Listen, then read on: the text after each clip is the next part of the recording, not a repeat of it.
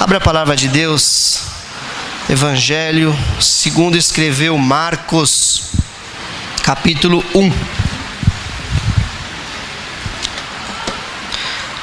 Você vai ficar de pé só mais uma vez.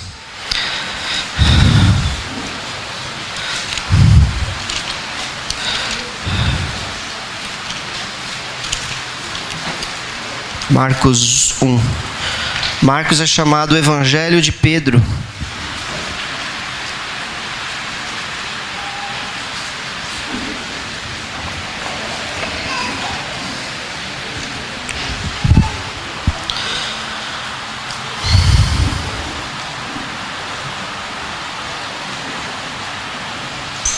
Marcos 1, vamos ler um pedacinho aqui, do 35 ao 39. De madrugada, quando ainda estava escuro, Jesus levantou-se, saiu de casa e foi para um lugar deserto, onde ficou orando. Simão e seus companheiros foram procurá-lo e, ao encontrá-lo, disseram: "Todos estão te procurando." Jesus respondeu: "Vamos para outro lugar, para os povoados vizinhos, para que também ali eu pregue. Foi para isso que eu vim." Então ele percorreu toda a Galiléia, pregando nas sinagogas e expulsando os demônios. Podem sentar.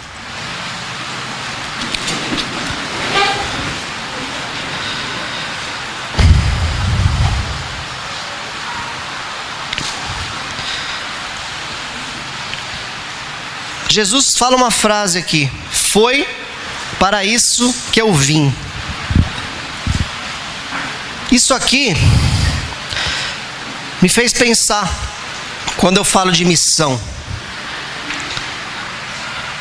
As empresas, elas têm uma metodologia muito importante, e que a Bíblia já traz isso. Há 3.000 anos pelo menos isso já está na Bíblia, que é chamado de missão, visão e valores. Quem já ouviu falar isso? Missão, visão e valores. Jesus, ele tinha uma missão. Ele sabia qual era a sua visão e ele tinha os seus valores. E isso norteava, isso orientava o que ele ia fazer aqui na terra. E nada tirava ele desse foco, porque ele tinha aquilo claro na mente e no coração dele. Pastor, Jesus era Deus? Era Deus. 100%, fala assim, 100%. Só que a Bíblia mostra que Jesus era homem. Quantos por cento? 100%.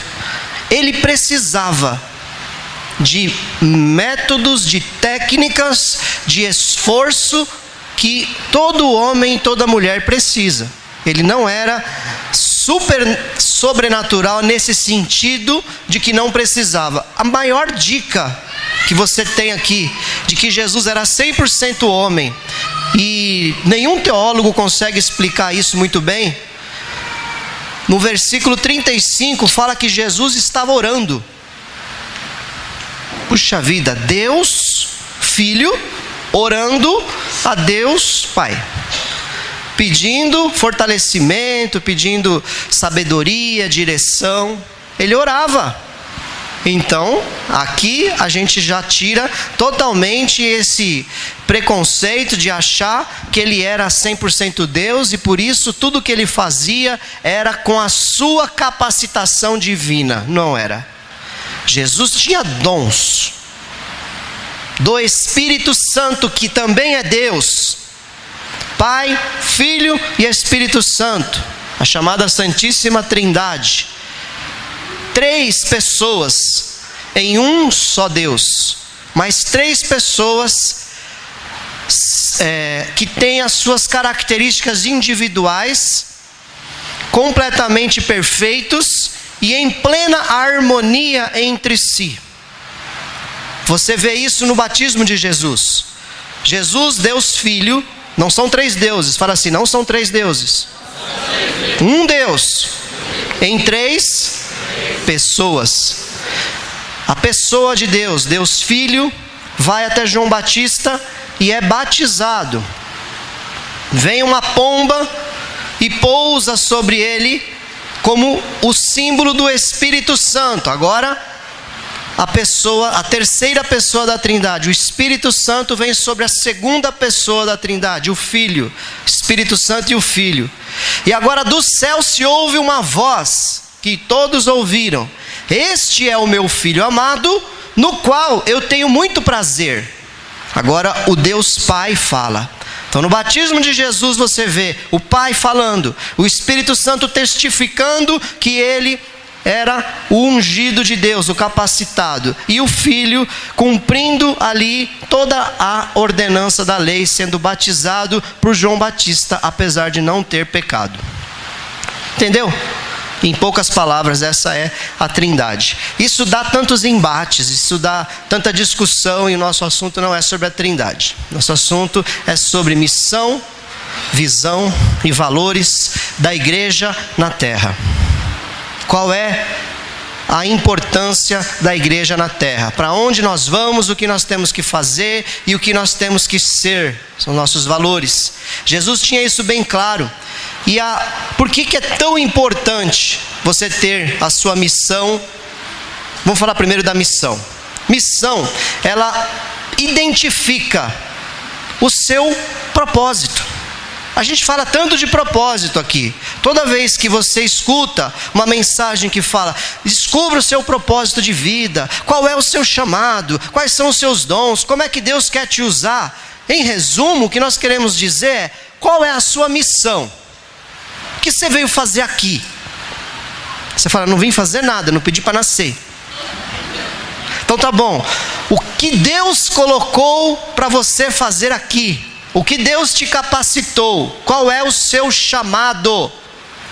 Isso é missão. Numa visão empresarial, eu gosto disso também, a Bíblia ela é completa e a igreja tem que ser completa. Tem uma frase de missionários que eu acho que eu aprendi com o Fábio Adriano, marido da Ju, missionário. Ele falou assim, que não é dele também, acho que é de um missionário lá do sul: o evangelho todo para o homem todo. Então o seu corpo, a sua alma, o seu espírito tem que ser totalmente supridos pelo evangelho. E nós podemos definir missão como a razão de ser de uma empresa. Então também a missão é como a razão de ser da sua vida, é como a razão de ser da sua igreja. A nossa igreja tem missão, tem visão e tem valores. Já vou falar dela. O propósito pelo qual trabalham e se esforçam seus sócios e colaboradores, a missão deve ser a carteira de identidade da organização. Então quando você olha para um missionário, um evangelista, a carteira de identidade dessa pessoa é falar de Jesus em qualquer lugar, em qualquer momento. Ele pega qualquer oportunidade, caiu uma caneta no chão ali na fila do banco, ele pega a caneta do banco e já evangeliza aquela pessoa com aquela caneta, e aquela pessoa vai aos pés do Senhor chorando na fila do banco. Porque ele é um missionário, ele é um evangelista, o propósito dele é esse. Você pega um mestre na palavra, aí caiu a caneta no banco, ele pega a caneta no banco e começa agora a ensinar as sagradas letras para aquela pessoa. E começa a falar lá desde o papiro, começa a falar desde das tábuas da lei, e ele tem esse chamado de mestre e assim por diante. Então a razão de ser, quem eu sou para Jesus aqui na terra, qual é a minha missão? Então, para uma empresa também, traz isso objetivamente. Na igreja não é diferente. Na nossa vida não é diferente. Anos atrás, o irmão que já até falecido, ele chegou para mim e falou: eu não tenho nenhum sonho, não tenho nenhuma meta, não tenho nenhum objetivo. É triste, porque você vai vivendo cada dia, se levanta sem nenhum tipo de expectativa. Se acontecer, muito bem. Se não acontecer, muito bem também, porque você não estava esperando acontecer nada. Isso é muito ruim, você não saber o que você tem a oferecer. E todos, sem exceção, a Bíblia diz que Deus deu dons aos homens. Então Deus derramou dons, todo mundo tem algum propósito, alguma capacitação para fazer nessa terra. O que as empresas tentam fazer é colocar as pessoas certas nos lugares certos para que elas cumpram a missão daquela organização, e na igreja não é diferente. Então a missão deve ser a carteira de identidade da organização, esclarecer o seu negócio, ser concisa, objetiva. E por que é tão importante essa definição? Aí tem um grande administrador de empresas chamado Philip Kotler. Ele diz assim: você pode não aprender muito ao ler a missão de uma empresa, mas você aprenderá muito ao tentar escrevê-la. Ou seja, a definição da missão é um grande exercício de aprendizado e autoavaliação. Então talvez você lê lá: qual é a sua missão, pastor Marcelo? Minha missão é evangelizar, eu tenho um chamado de evangelizar.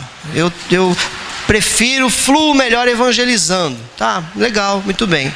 Mas para eu chegar a essa conclusão, eu precisei fazer uma autoavaliação. E é isso que a gente pede para vocês também. Se autoavalie. Em que você é bom? Em que você flui melhor? Não sou bom em nada. Não, isso é palavra do diabo. Essa palavra não serve. Todo mundo é bom em alguma coisa. Todo mundo tem alguma capacitação especial. E isso vai ser uma bênção no reino de Deus. Deus quer te usar com aquilo que você tem na mão. Lembra de Moisés, diante de Deus, lá na sarça ardente? Deus fala assim para Moisés: Moisés, o que tens na mão? O que ele tinha na mão? Uma vara, um cajado. Deus falou para Moisés: Moisés, volta lá na sua casa e pega aquilo que está guardado num cesto lá e traz aqui para mim. Não, Moisés, o que você tem na mão? Então Jesus pergunta para você, igreja: o que você tem na mão? O que você tem? O que você pode agora colocar diante de Deus? Aí Moisés jogou a vara diante de Deus e Deus transforma aquela vara num milagre, como uma testificação de que Deus o havia enviado, porque ele tinha esse medo, essa dúvida. O que você tem na mão? Então você se autoavalia, descobre o que você tem a oferecer, e agora isso não sai mais do seu radar. Nós temos que ter um radar.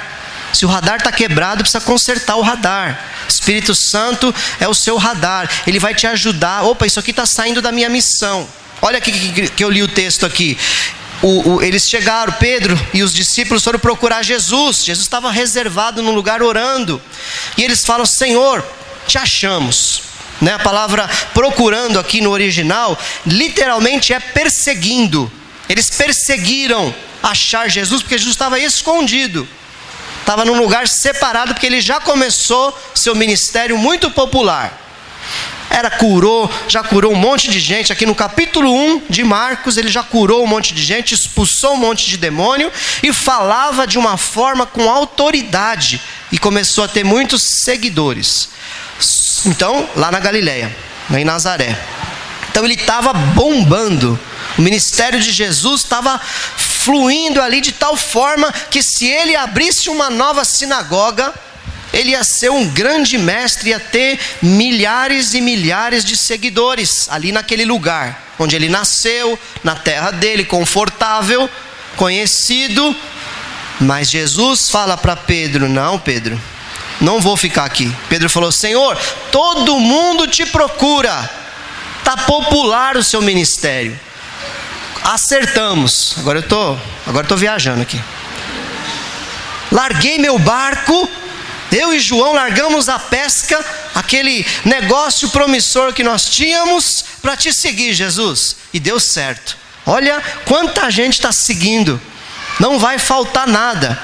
Minha família vai ser suprida, eu vou ser suprido, nós vamos montar uma grande igreja neste lugar, nós vamos ficar aqui adorando a Jeová, esperando agora o Messias, que é o Senhor mesmo, destruir Roma, e vai ser uma bênção. Aleluia, Jesus. Se Pedro devia ser pentecostal, deve ter, aleluia, deve ter girado ali em volta de Jesus.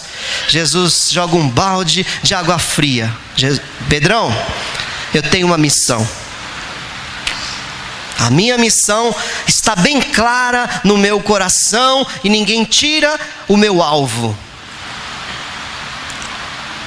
Vamos para outro lugar, Jesus. Não, vamos ficar aqui, Jesus. Jesus falou, vamos para outro lugar, para os povoados vizinhos, para que também lá eu pregue. Foi para isso que eu vim. Então ele percorreu toda a Galileia, pregando nas sinagogas e expulsando os demônios. Você viu como é importante você ter a missão clara no seu coração? Você não se perde. A gente até faz coisas, irmãos, no meio do caminho que são necessárias por ajuda, por misericórdia, como nós falamos semana passada. Diaconato, intercessão, salva mais um. E glória a Deus que algumas pessoas retornaram a nós para preencher algumas vagas, e ainda tem vaga, viu? Amém? Tem vaga ainda. Diaconato, intercessão e salva mais um. Mas você não perde o seu alvo. Jesus não perdeu. Era tentador. E é muito importante você ter uma palavrinha na sua boca chamada não. Você tem que saber falar não. Não, não, não. Eu não vou fazer isso porque isso viola a minha missão. Eu tenho uma missão e esse trabalho pode ser uma bênção, pode ser de Deus, mas pastor, líder, irmão, isso não é para mim. Amém. Está convicto disso? Amém. Você vai fazer então a sua missão funcionar, mas faça a sua missão funcionar. Está entendendo aqui? Está claro? Então, você descobrir a sua missão é um grande exercício de autoanálise. E às vezes você falar para alguém, que legal. É só um que legal que você escuta. Mas para você chegar àquela conclusão, você teve, um esforço, uma busca no Senhor. A missão deve responder a pergunta mais básica: por que existimos? Isso quando você responde, você entende o seu propósito. Embora se trate de uma questão distante do dia a dia, nem sempre, muitas vezes é bem próximo, isso aqui são teorias, É ela que dá sentido às ações diárias. Cada definição estratégica e cada tomada de decisão deve avaliar se essa decisão está alinhada com a sua missão. Então Jesus avaliou. Tem muita gente, estão me procurando, está popular, vai dar certo se a gente ficar aqui, mas isso vai contra o meu chamado? Vai, então eu não vou fazer. Por isso é tão importante ter a missão. Coloquei algumas coisas sobre a missão da comunidade da família, que eu entendo ser o nosso papel aqui na terra. Evangelizar todas as classes sociais. Ponto 1 da nossa missão. Nós não escolhemos quem nós vamos evangelizar. O multibilionário precisa de Jesus e o mais miserável precisa de Jesus. O médico, a doméstica, o gari, o advogado, o administrador, todas as classes sociais, elas estão incluídas no nosso alvo de pregação. Amém? Primeiro tópico. Segundo tópico, ensinar a palavra de Deus é a nossa missão. Porque a Bíblia diz: errais por não conhecer as Escrituras e nem o poder de Deus. Então nós temos como alvo, como missão, ensinar a palavra de Deus para que as pessoas não errem. Terceira coisa, formar vínculos fortes entre seus membros. Nós não queremos uma igreja de indivíduos, de individualismo. Nós queremos uma igreja que seja um. Amém. Vínculos fortes. Cada célula ali ligada um no outro. Cada família ligada uma na outra.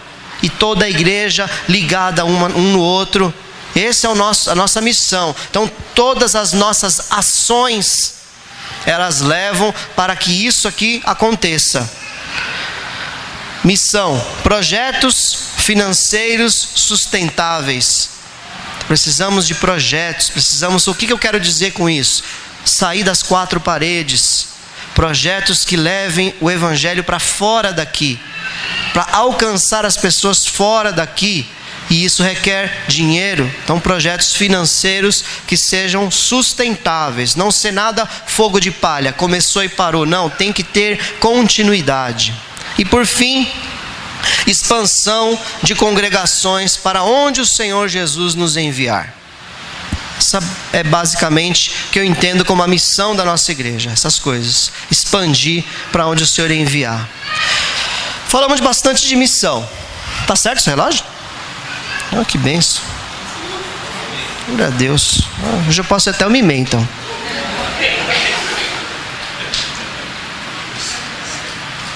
Porque vai terminar meio-dia. Visão.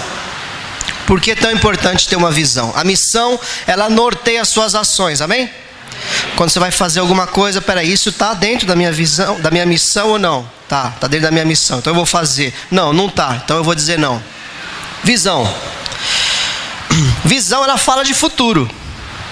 E a Bíblia, ela fala, eu não julgo que já tenha alcançado a salvação, mas uma coisa eu faço, eu deixo as coisas que para trás ficam e prossigo para um alvo, pelo prêmio. Então o alvo traz um prêmio, e a Bíblia mostra o prêmio, pela soberana vocação de Jesus Cristo. Ou seja, praticando a minha missão, naquilo que eu sou vocacionado, eu vou para o alvo, que é a salvação da minha alma, que é chegar até a vida eterna. Então, para o apóstolo Paulo, ele tinha uma visão bem clara do seu alvo. Eu assisti recentemente novamente na HBO, o Paulo Apóstolo, aquele filme recente que fizeram. Tinha assistido no cinema, assisti de novo. Tem um momento lá muito interessante, que, claro que é uma ilustração, não está na Bíblia, apenas uma ilustração bem interessante. Ele está preso numa prisão romana, junto com Lucas lá, escrevendo Atos dos Apóstolos, e alguns revoltosos cristãos, revoltados contra Roma, se unem, pegam espadas e vão lá para libertar Paulo e Lucas, porque eles ficaram irados porque o capitão lá tinha mandado prender Lucas. Não tem nada disso na Bíblia, apenas uma ilustração. E quando eles chegam lá, viemos te salvar. Mataram o soldado para entrar lá, viemos te salvar. Vocês vieram me salvar? Paulo fala, não, eu não vou sair daqui. Não, mas você tem que sair daí. Não, não vou sair daqui. Cristão não faz isso. Não é pela força que nós vamos vencer as coisas. Então o apóstolo Paulo sabia que até aquela cadeia, até aquela prisão, estava dentro do propósito de Deus para a vida dele. E se ele saísse dali, ele ia perder o alvo, que era a salvação eterna. Ele estaria sendo associado a rebeldes que estavam fora da direção de Deus. Então uma visão de futuro, ela é muito importante. E aquele irmão que eu falei, que não tinha meta, não tinha sonho, é uma tristeza. Você precisa ter, precisa buscar em Deus qual é, aonde você quer chegar. Eu todos os dias que eu levanto, eu sei aonde eu quero chegar. Há muitos anos que venho trabalhando para alcançar essa meta que eu tenho na minha vida. E isso norteia as minhas ações. Eu não deixo de viver, porque existem metas que elas são desumanas. Tem pessoas que seguem uma meta de tal forma que ela não desfruta da vida. E aí quando ela chega na meta, ela alcançou, e aí? Aí olha para trás, só tristeza, tragédia, destruição, morte, falta de comunhão, falta de alegria. Então a meta, ela não pode ser maior do que os princípios e valores. Nós vamos falar deles já já. Então, ter uma visão de futuro, ela mostra onde você quer chegar. Então, todos precisam ter uma visão de futuro para definir uma estratégia para alcançar os seus objetivos. O cristianismo, ele veio para mudar o futuro da humanidade. Jesus veio para nos trazer vida e vida em abundância. Jesus veio para salvar o perdido. A missão de Jesus era essa, salvar o perdido, para que o perdido alcance a vida eterna. Então quando Jesus te chamou pelo seu nome, te escolheu, te salvou, você foi batizado, Ele tem um futuro, uma visão preparada para você lá na eternidade. E no seu dia a dia, nada pode fazer você violar esse alvo, esse objetivo. Por isso tem que estar sempre tão claro na sua mente, aonde eu vou chegar.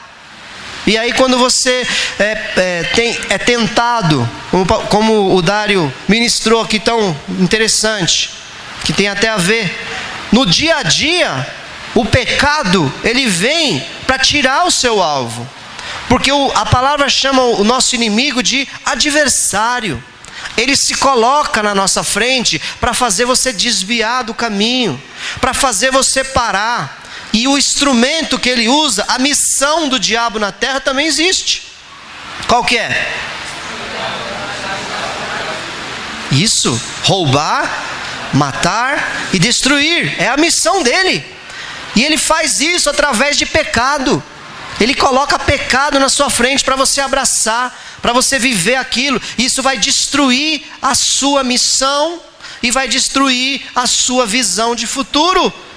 E o seu futuro passa a ser agora outro. O seu futuro passa a ser o de Satanás.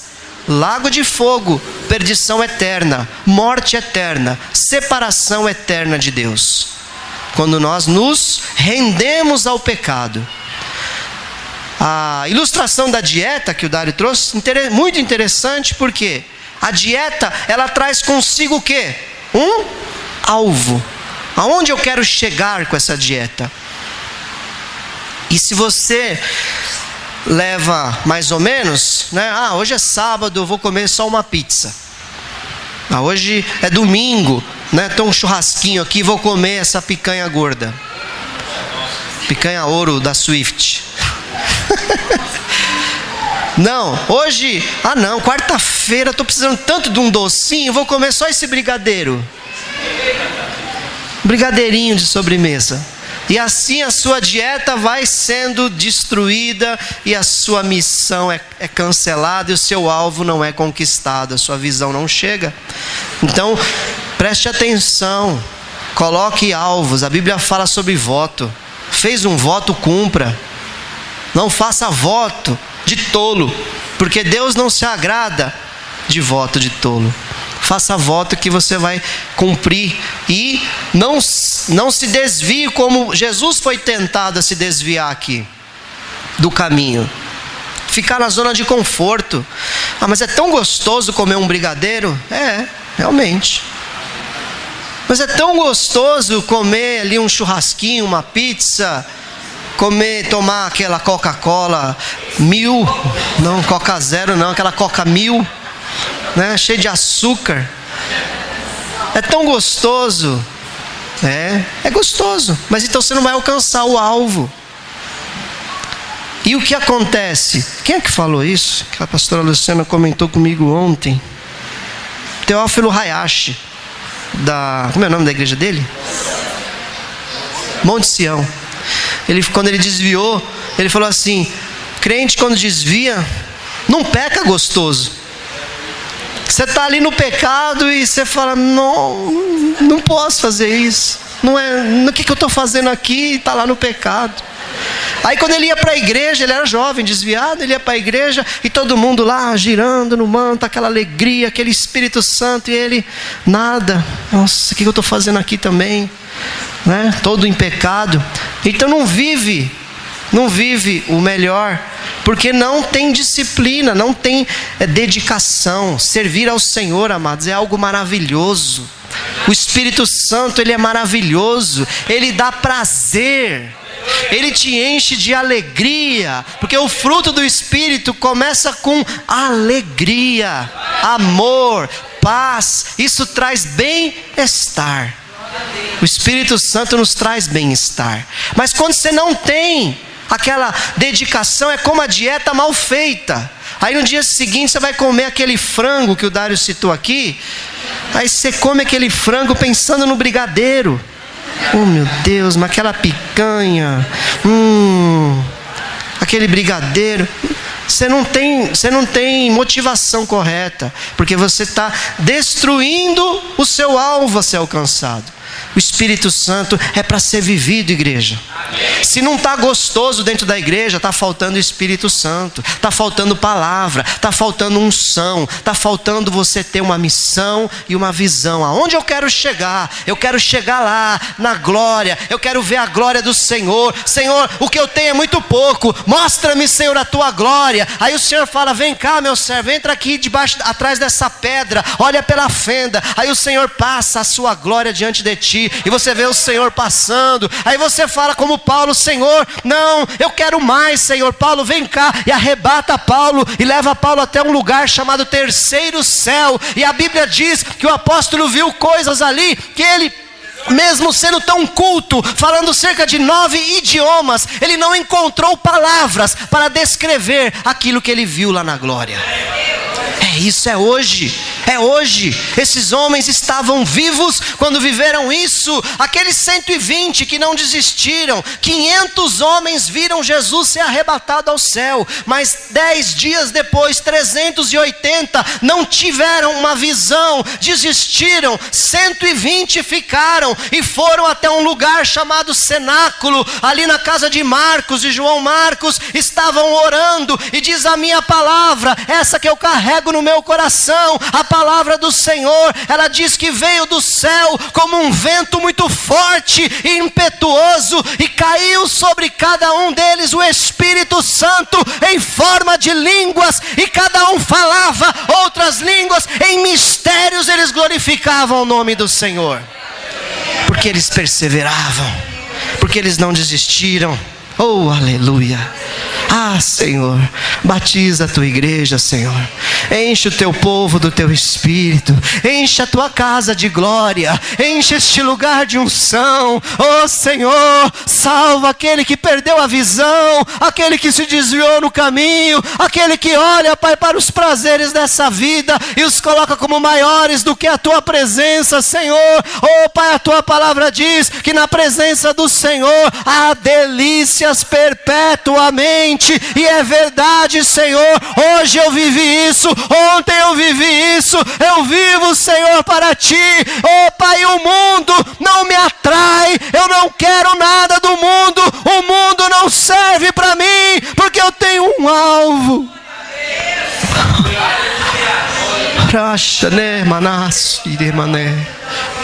Deus, põe no coração, Pai, dos meus irmãos, das minhas irmãs, a visão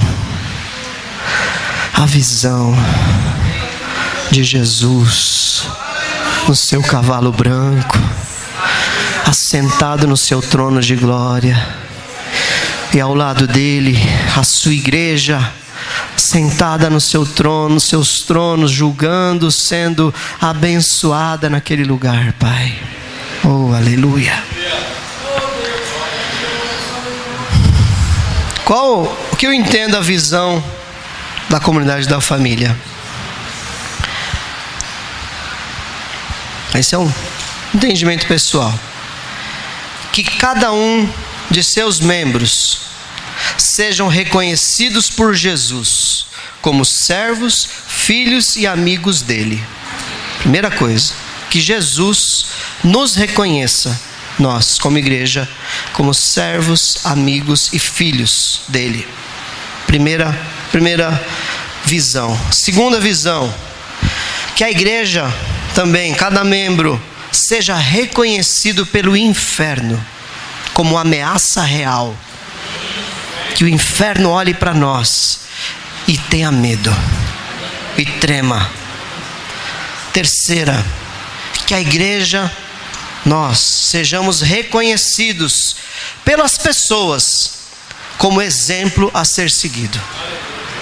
Em primeiro lugar, esses três reconhecimentos. Que Jesus nos reconheça, porque eu quero chegar naquele dia e ouvir: venha, filho meu, possua por herança o reino que está preparado para você desde a fundação do mundo. Então quero que Jesus me chame pelo nome lá, e cada um de nós também. Então essa é a nossa visão número 1. 2, a Bíblia diz que as portas do inferno não prevalecerão contra a igreja. Então a igreja é uma ameaça real ao inferno. O que significa isso? Nós não aceitamos o pecado, nós vamos contra as instituições malignas, nós vamos evangelizar e saquear o inferno, tirar as pessoas de lá e trazer para o reino de Deus, porque a Bíblia diz que Jesus veio para destruir as obras do diabo.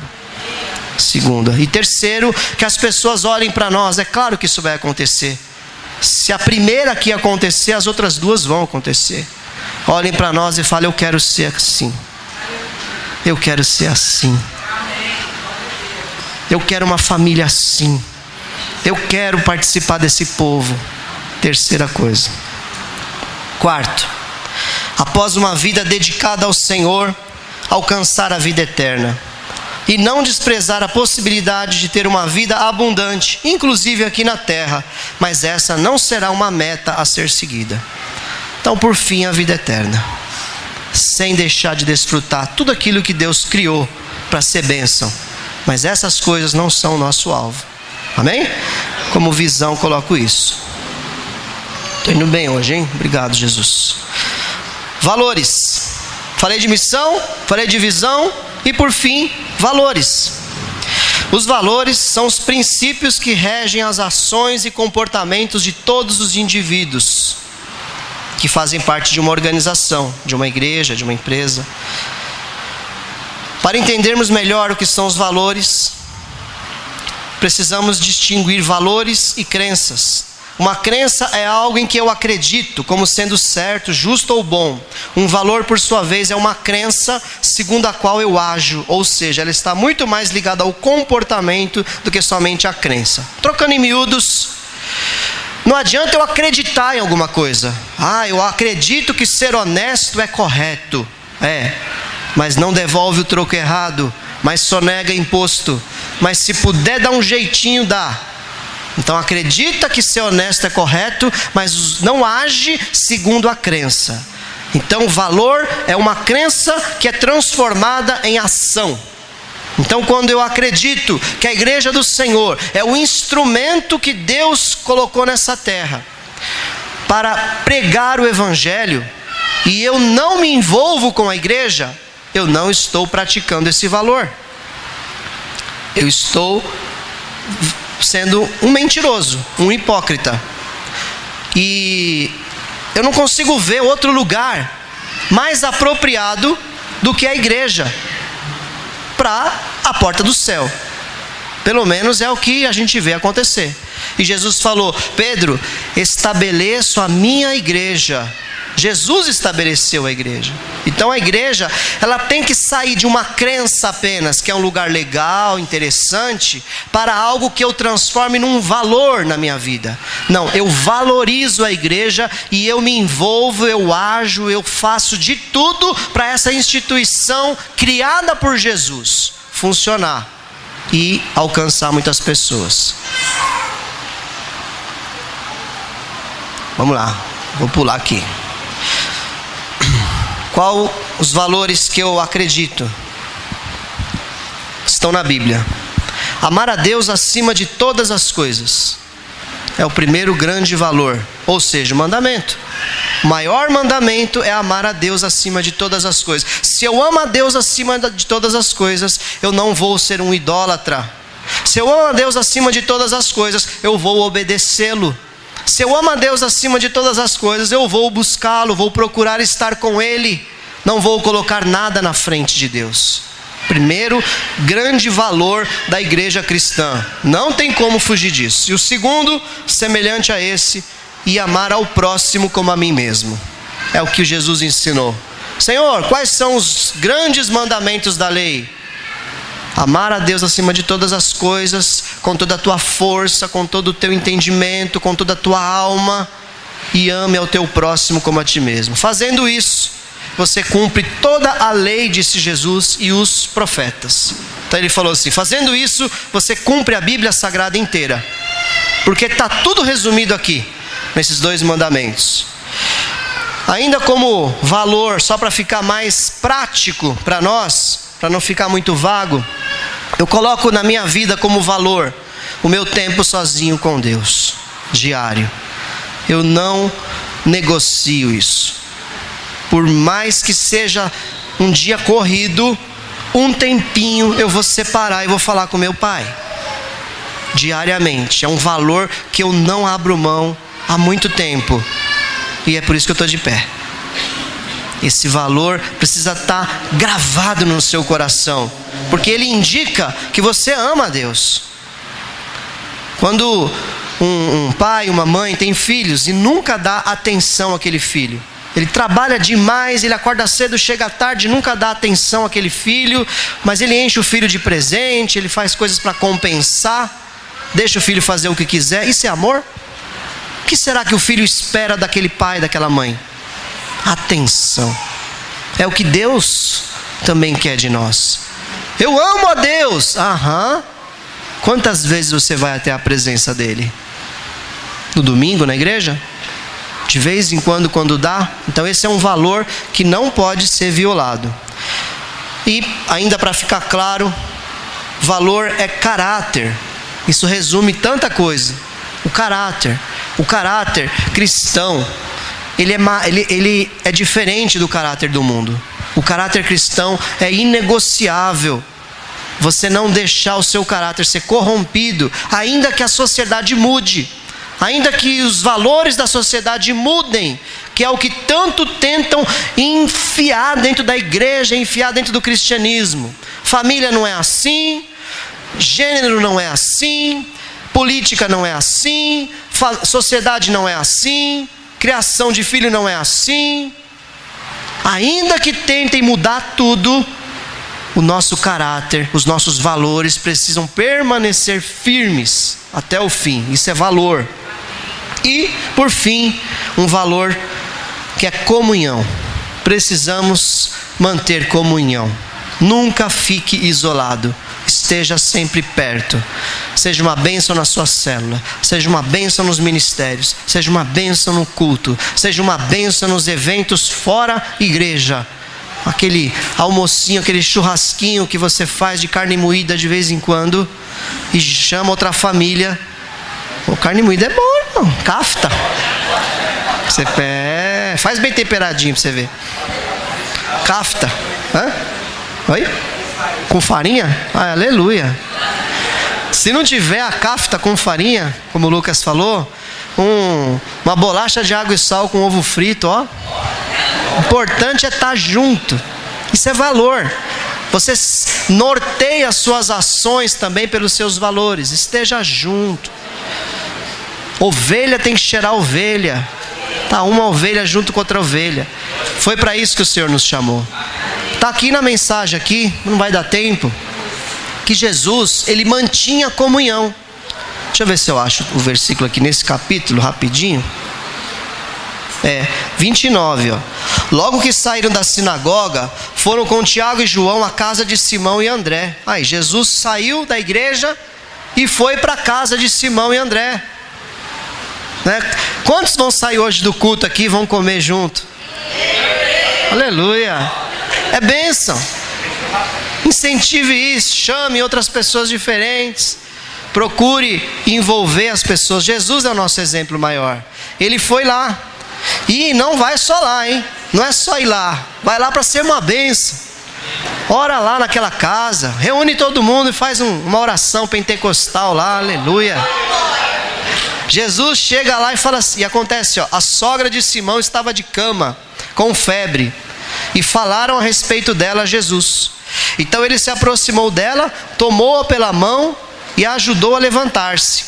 A febre a deixou e ela começou a servi-los. Ele foi para lá e foi uma bênção. Dizem que foi por isso que Pedro negou ele 3 vezes. Curou a sogra, né? Mas Jesus foi uma bênção ali naquela casa. Curou a sogra de Pedro. Então seja uma bênção também naquela casa que você for. Leve a bênção. Leve a bênção. E você que está recebendo, seja uma bênção também para os seus convidados. Amém? Enfim, o que eu gostaria de falar é isso. Tem aqui mais alguns detalhes, mas eu acredito que eu passei para vocês o cerne da mensagem. Qual é o seu chamado? Aonde você quer chegar? E que valores você precisa manter para nunca se desviar do caminho? Missão, visão e valores. Jesus tinha a sua missão. Ele sabia por que veio. Não era para ficar ali. Ele sabia que ele tinha que pregar a chegada do reino. Ele sabia que ele tinha que orar. Que ele não era juiz e só falava aquilo que o Pai mandava. Que ele tinha que morrer na cruz para que a redenção se concretizasse. Ele não usurpou ser igual a Deus, mas foi obediente até o fim. Essa era a missão de Jesus, ele não a violou. A visão, Ele veio para tirar os nossos pecados, para destruir as obras do diabo, nos trazer uma visão do que nós seremos no futuro, e recebeu um grande nome, nome sobre todo nome, ao qual todo joelho se dobrará. Então Jesus veio nos resgatar. Essa é a visão, aonde Jesus quer que as pessoas que o seguem cheguem nessa situação. E valores, o Dário leu 1 João 3, não leu o capítulo 1, né? 1 João 3,10 fala que os nossos valores, em resumo, filhos de Deus praticam a justiça. Então nossos atos são atos de justiça, não são atos injustos, são atos baseados na palavra de Deus e na direção do Espírito Santo. Amém, queridos? Vamos louvar o Senhor?